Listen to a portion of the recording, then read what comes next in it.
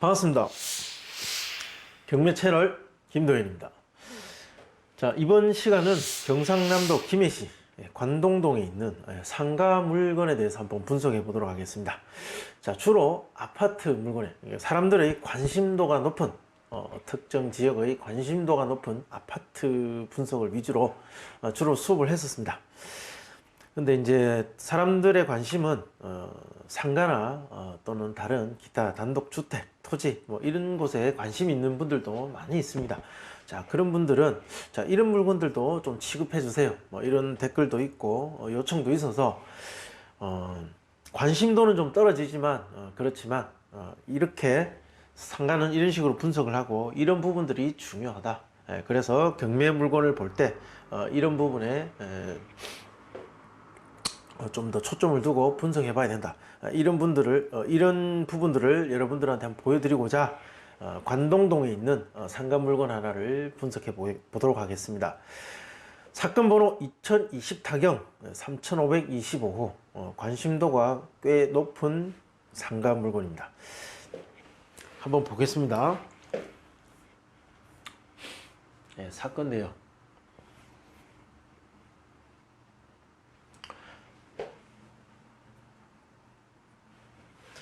창원지방법원 본원 사건입니다. 창원지방법원 본원 사건이고 소재지는 김해시, 경남 김해시 관동동에 있는 물건입니다. 물건의 종류는 근린시설이라고 되어 있습니다. 저는 처음에 이제 전체가 상가 물건인 줄 알았는데 이 자료를 만들기 위해서 건축물 대장을 보니까 주택과 상가, 자, 이것이 두 개가 함께 결합되어 있는 물건입니다. 자, 사건 접수는 2020년 2월 28일 접수되었습니다. 그러니까 2020년 초에 접수가 되었고 대략 한 10개월 정도, 한 9개월에서 한 10개월 정도 만에 진행이 되었습니다. 뭐 이 정도면 최근에 나온 뭐 경매 물건의 어떤 그 소요 시간, 진행까지의 소요 시간에 아주 평균적인 그냥 적정한 시간 정도가 소요된 사건입니다. 자, 이게 길면 길수록 뭔가 이해관계자도 많고 그리고 또 소유자의 어떤 뭐 여러 가지 절차상의 불만 이런 것들로 인해서 어떤 뭐 변경, 뭐 지연 뭐 이런 신청들이 이루어지게 됩니다. 그래서 이 소요 시간이 길게 걸리기도 하죠. 자, 어쨌든 이런 채권자와 채무자 간의 관계가 단순하고 좀 명확하고 소재지가 뚜렷할 때 이런 것들은 빨리 진행이 됩니다. 자, 이 물건의 토지 면적은 194.9평, 141.9평입니다. 141.9평. 그리고 건물 면적은 83.3평입니다. 그리고 토지와 건물은 일괄 매각입니다. 일괄. 토지도 매각하고 건물도 매각한다. 자, 잠시 뒤에 사진을 보겠지만 이렇게 토지가 있고 이 토지 위에 건물이 앉아 있습니다. 자, 이 건물과 토지를 모두 다 매각한다. 자, 소유자, 채무자는 같은 사람입니다. 이 누구누구로 그러니까 주인이 돈을 빌렸다. 자, 그리고 갚지 못해서 경매에 이르렀다. 채권자는 은행입니다. 자, 감정가는 9억 9,740만 200원입니다. 9억 9,704만 200원입니다. 죄송합니다. 자, 그리고 유찰돼서 7억 9,763만 2천원으로 유찰되었습니다. 자, 한번 유찰되었는데 과연 이때 낙찰이 될 것인가 또는 유찰될 것인가, 자, 시장의 관심도는 또 어느 정도 되는가, 뭐 이런 것들을 살펴보면서 낙찰가를 산정할 수 있는데, 자, 이 수업은 낙찰가를 산정해서 얼마에 낙찰되게 된다라는 것을 어떤 분석하는 보고서가 아닙니다. 자, 이러한 부분을 눈여겨보고 중요하니까 이 부분을 놓치지 말고 조사를 해야 되고 어떤 부분이 중요한 포인트다, 뭐 이런 것들을 전달하기 위해서 하는 수업이다 보니까 낙찰가까지 계산하는 것이 아니라 권리 분석과 중요한 부분 반드시 체크하고 검토해 봐야 될 중요한 부분들을 언급하면서 수업을 하도록 하겠습니다. 보통 1회 촬영분이 한 10분에서 15분 정도에 맞춰야 되다 보니까 이 사건은 좀 길 겁니다. 따라서 부분별로 나눠서 분할해서 촬영해서 업로드 하도록 하겠습니다. 자, 그 점은 양해해 주시기 바랍니다. 자, 이런 물건이 나왔는데, 자, 현장 사진을 보겠습니다. 이렇게 생겼습니다. 고깃집이죠. 네, 돼지 그림 있는 거 보니까 돼지고기집입니다. 비교적 가로 전면이 길게 돼 있고, 예, 여기 출입문이 있네요. 예, 출입문이 있고, 예, 간판이 있습니다. 자, 이렇게 생긴 건물이고, 아마 이 부근에 사시는 분들은 지나다니면서 이 건물을 한 번쯤 봤기 때문에 저 물건이네, 저게 경매 나왔네, 이렇게 아실 수도 있을 겁니다. 현장 사진 하나 더 보면 이 앞에 주차장이 있습니다. 이렇게 주차장이 있고, 그리고 건물 간판이 여기 또 있습니다. 토지 부분에 대한 어떤 보면, 자, 이 건물은 이렇게 생긴 대지가 있습니다. 이렇게 생긴 대지에 건물이 이렇게 앉아 있는 거죠. 자, 이거는 두 필지입니다. 보통 이렇게 택지가 개발되면서 이 정도 한 7, 80평 정도 크기로 이렇게 분할해서 분양이 되었겠죠. 자, 이 토지는 두 필지입니다. 이렇게 두 필지 위에 한 건물을 지었고, 그리고 여기는 주차장으로 쓰고 있는 상가 건물이다. 자, 이 건물이 토지 건물 모두 경매에 나갔다라는 것이죠. 자, 어떤 물건인지 이 지역에 대한 설명을 잠깐 하고 이해를 돕기 위해서, 이 물건은 이런 지역 안에 있는 어떤 지역이 있느냐에 따라서 이 물건의 성격이 좀 달라집니다. 따라서 이러한 지역에 있다라는 것을 한번 설명드리겠습니다. 이 지도를 넓게 봤는데 아마 작아서 아마 이 화면에서는 잘 안 보이실 수 있으니까, 주소가 있으니까 여러분들이 직접 한번 지도 검색을 해 보십시오. 자, 여기가 기존에 여러분들이 알고 있는 장류 신도시입니다. 그리고 여기가 유라 1단지, 그리고 여기가 유라 2단지. 자, 여기가 한 번쯤은 다 많이 가보셨죠. 여기 롯데 워터파크, 그리고 김해 아울렛. 자, 이 장류에 있는 유라 1단지의 아파트 단지, 그 안에 유라 카페 거리가 있습니다. 여기 유라천이 있고, 이 천 앞에, 이 천을 따라 조성되어 있는 카페 거리의 약간 끝부분에 있는 상가 물건입니다. 자, 그래서 아주 좋은 위치의 상가는 아니지만, 그렇다고 전혀 가치가 없지도 않는, 적절하게 잘만 개발해서 사용한다면 그런 대로 그 토지의 가치를 충분히 이끌어낼 수 있는 위치에 있는 물건이다. 그리고 롯데 아울렛, 그리고 워터파크, 이러한 유동을 굉장히 외부에서도 유발시킬 수 있는 시설물이, 대형 시설물이 있기 때문에 이 유동을 어느 정도 이 카페 거리로 흡수시킨다면 이 토지는 그 유동 인구를 어느 정도 다시 자기의 토지로 끌어들일 수 있는 가능성도 가지고 있다.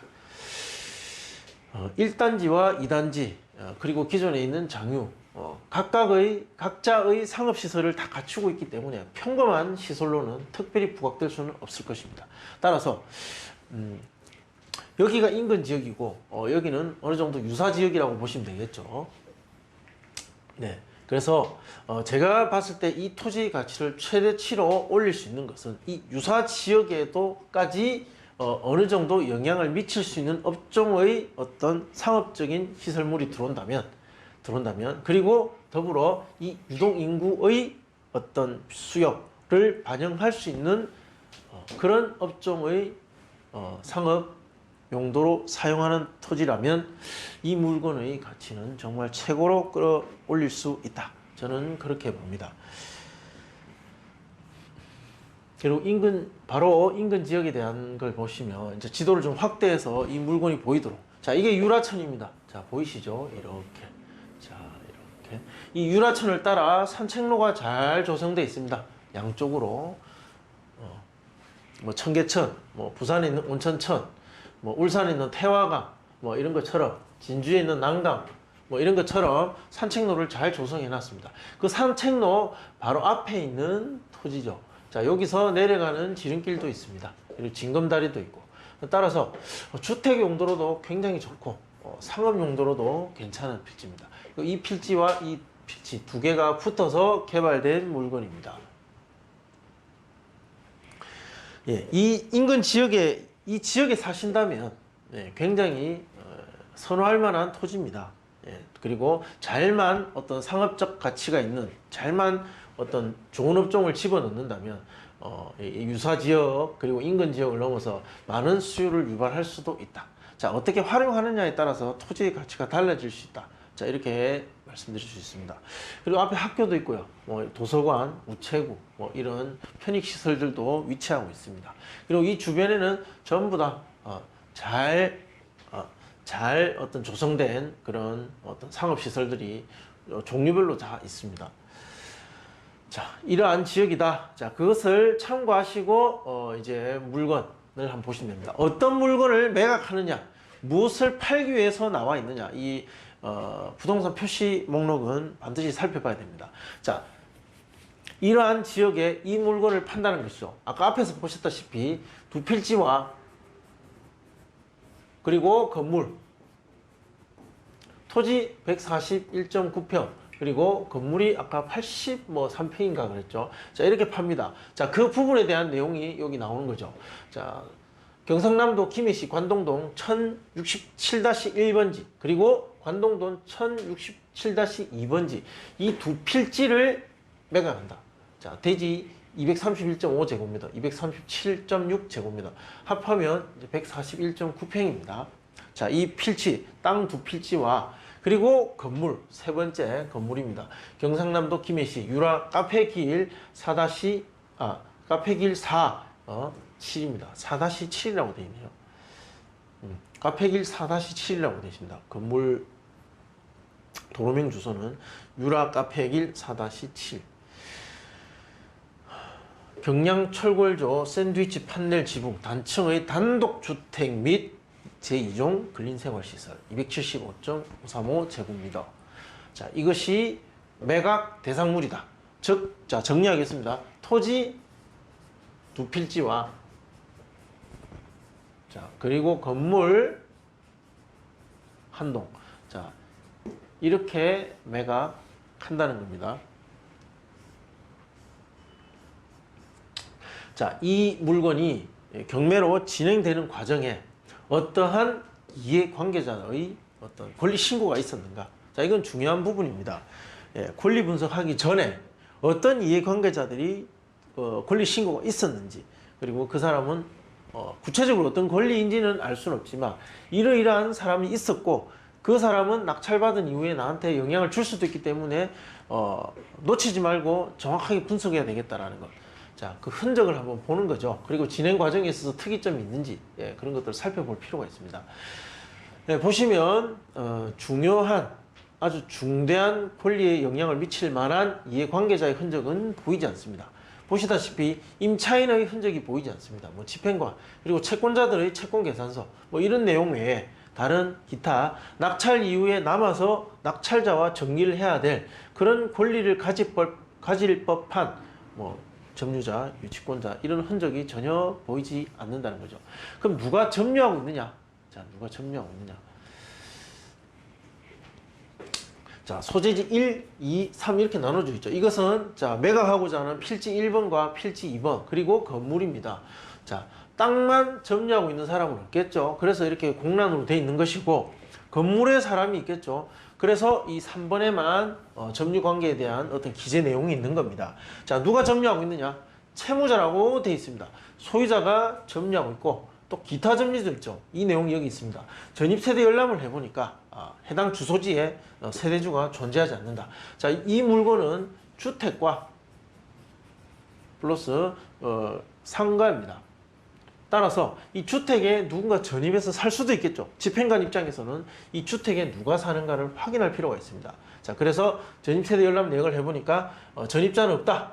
자, 그래서 사업자 등록을 확인해 봅니다. 상가 임대차 현황서 발급을 해보니까 박 누구누구가 등재되어 있다. 사업자 등록자가 있다는 거죠.